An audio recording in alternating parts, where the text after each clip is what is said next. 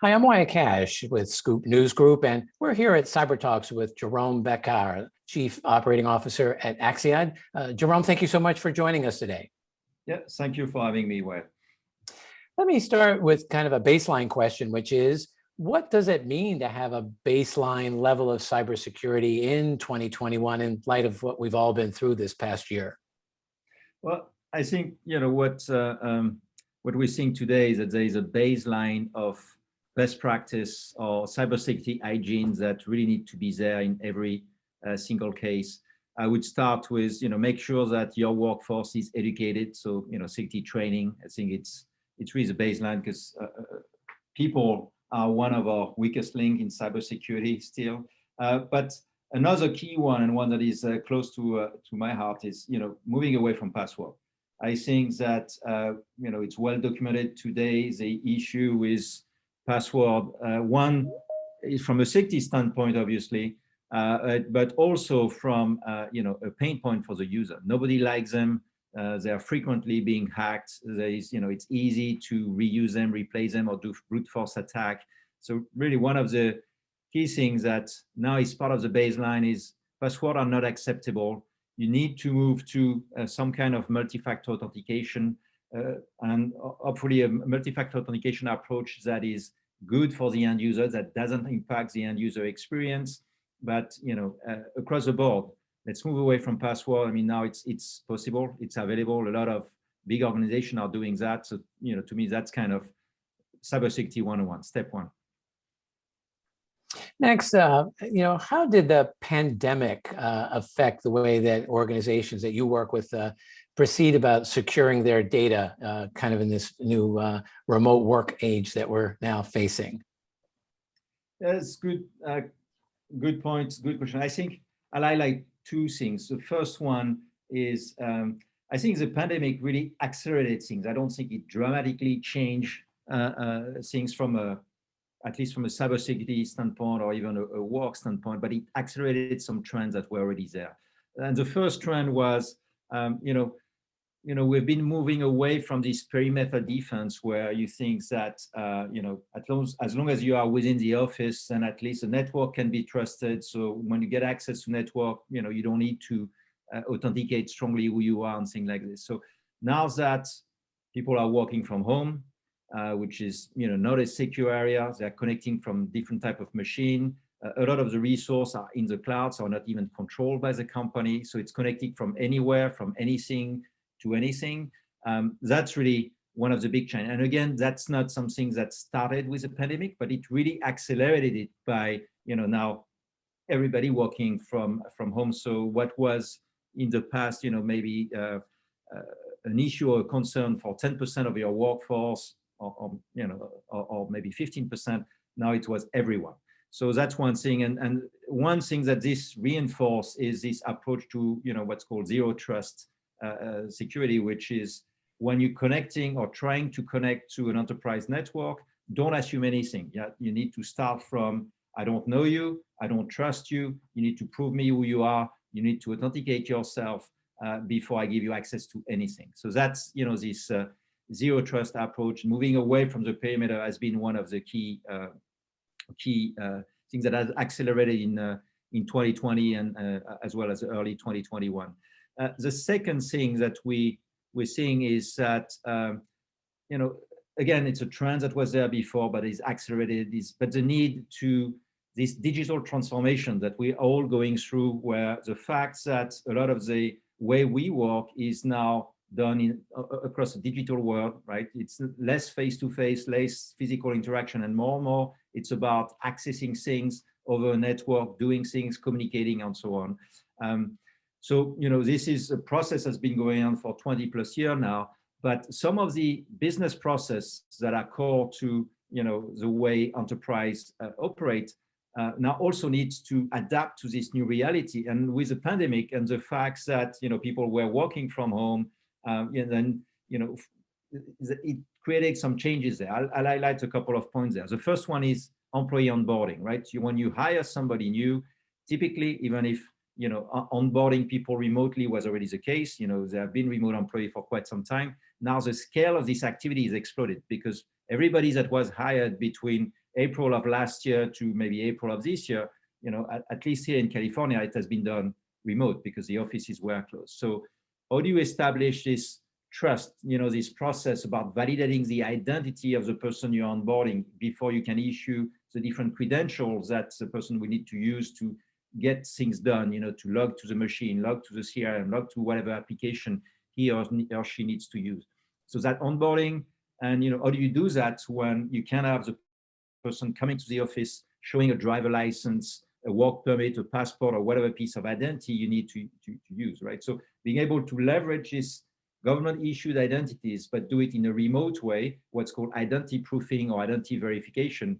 This is something that was greatly accelerated by the pandemic, and there was a lot of process being put in place last year, and I think in an emergency mode that we are now seeing, getting more structured, and we're taking a step back to do it in a better way. So identity proofing was accelerated for onboarding, and the same way for what we call emergency access or account recovery. So you've got these users, they're at home, they depend on a couple of identity credentials to log into the system, log on the different application. What happens when this credential is not available? Maybe it's on the phone and the phone is broken for some reason, or or the password or the authentication method has been compromised, or the PIN is lost, or so on. How do you help these end users? So again, the processes were in place before for these remote users, but it was a small population. Now everybody is remote. Now the people that used to go to the IT room or the help desk office in the organization, now they do it remotely. It's more stressful. You're in a different environment. The same thing. How do you do that in a secure yet simple way, right? Because what employees want to do, they want to work. They don't care about the safety aspect. It needs to be transparent and seamless, and it shouldn't be using a password or any kind of fallback security, which doesn't improve the safety, actually reduce the safety of the system. But so you need security with ease of use. Well, next, what kinds of changes do you expect to see in the cyber world over the next year or two? I think more of this, right? I think what happened during the pandemic is there was a lot of band-aid approach, or we try to fix things, because the key things was, let's get our office workers operational quickly in this new setting. So there was a little bit of things that were done a little bit, I would say, in a hurry, just to get things down. Now what we're seeing is it needs to be, you need to take a step back and do it the right way, maybe, improve the different system, make it more scalable, and be able to also, from an auditing standpoint, making sure that everything is traceable.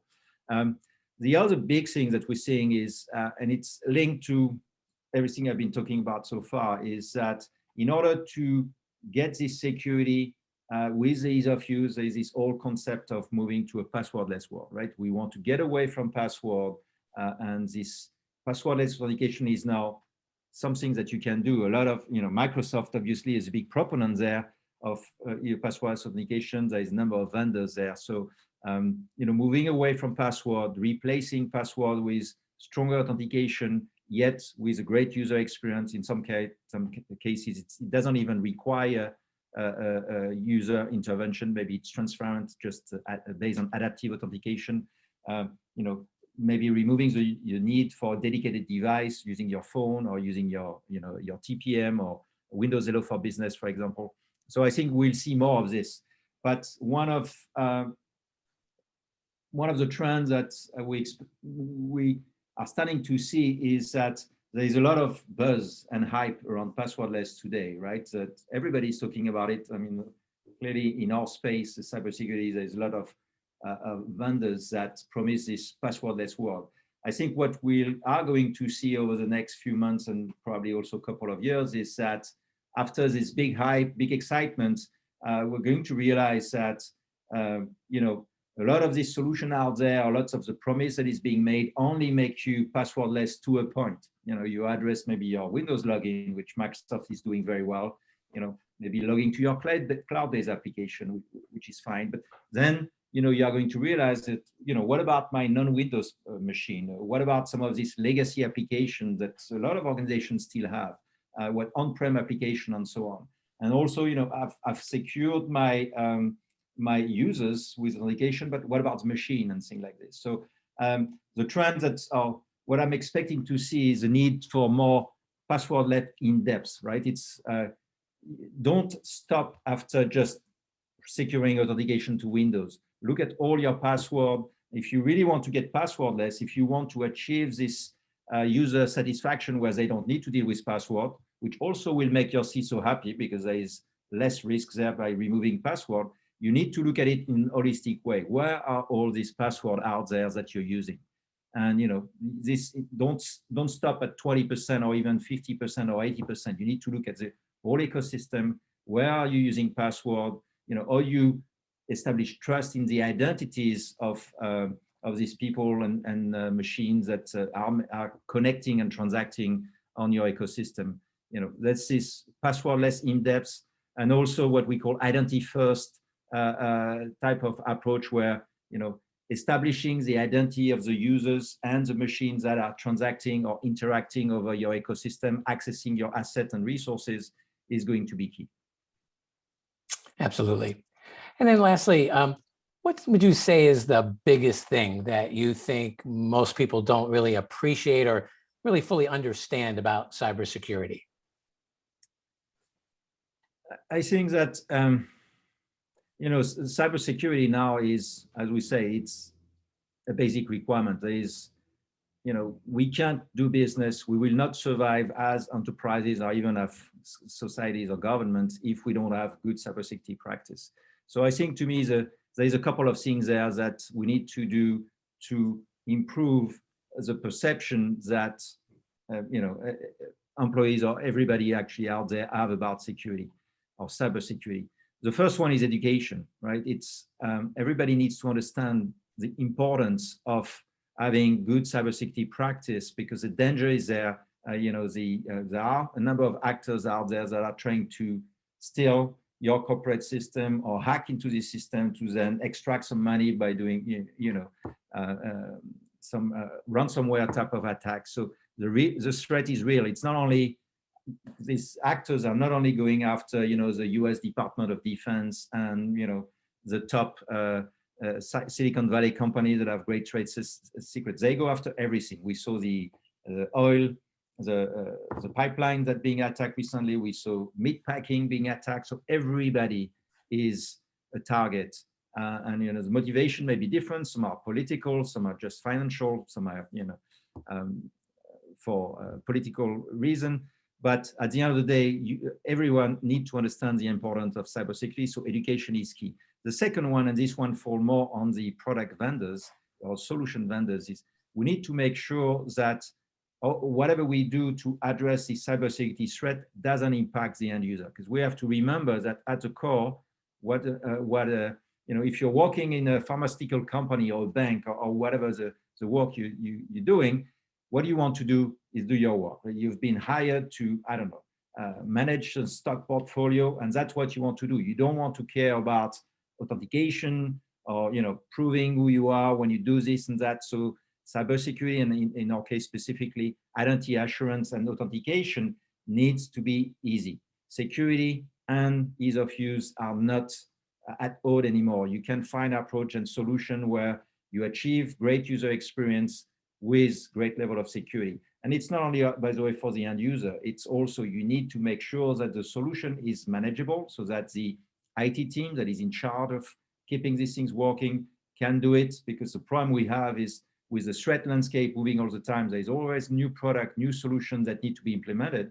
And if you're an IT manager, or in charge, or the CISO for that matter, there's too many things to take care of. So it's moving too fast. So simplicity, clarity, and also establishing an approach that is future-proof, where you can adapt to the future need while not adding too much complexity. I think it's our responsibility as cybersecurity solution provider to keep it simple and secure at the same time.